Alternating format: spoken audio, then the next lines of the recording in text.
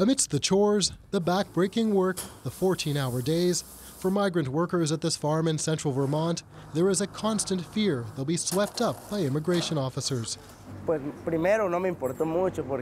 At first, I didn't think it would get to what it is now, but now I don't feel safe. Now we're just waiting to be deported any time. The workers here don't want their identities revealed, afraid it will make them an obvious target. Fear of deportation has changed their daily routines. Now they go straight home after work. A rare trip to the store is done at night, when they think it's less likely that immigration officers will be waiting for them. Before, I would go out more often. We would play soccer with friends from other farms. You wouldn't hear anything about immigration officers. Things were calmer until the new president was elected. For farm workers, the threat of deportation was always there under President Obama. Miguel Alcudia knows that firsthand. He was on his way to the bank when he was arrested in September. He's now awaiting a hearing. He says under the Trump administration, though, the government is trying to sow fear. The truth is, that's what they want, and they're succeeding. The community is feeling intimidated and is going back into the shadows. A lot of my friends don't want to go out anymore. They're scared of being detained. One by one, they are being tracked down and thrown the hell out of our country. Their fear is being fed by Donald Trump's stance on immigration. Trump has said he only wants to target criminal illegal immigrants. But an executive order promising more aggressive enforcement and Homeland Security guidelines that dramatically increase who's considered criminal has many afraid of mass deportations.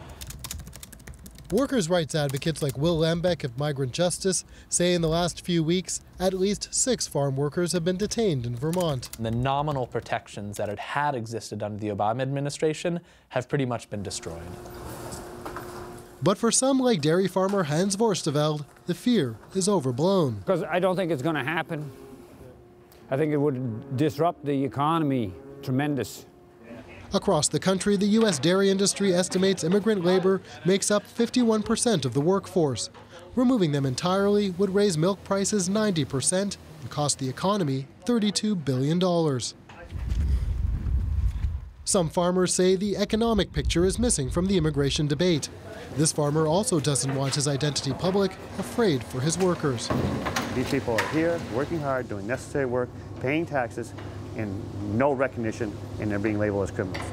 Dairy industry leaders like Joe Tisbert of the Vermont Farm Bureau say the solution is to fix a broken visa system. It would be very difficult not to have them in the state and still produce the amount of milk we do every day. The challenge is that dairy workers aren't eligible for the temporary work visas available to other agriculture sectors. Dairy is a year-round occupation, so you need workers year-round. You can't have them come for 10 months and then have no one here. Vorsteveld says he hopes common sense wins out.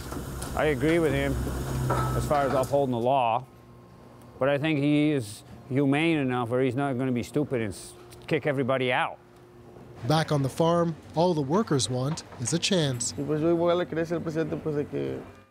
us an opportunity to be here, to work. We just want to work.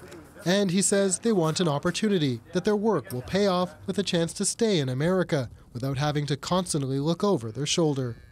Stephen D'Souza, CBC News, Burlington, Vermont.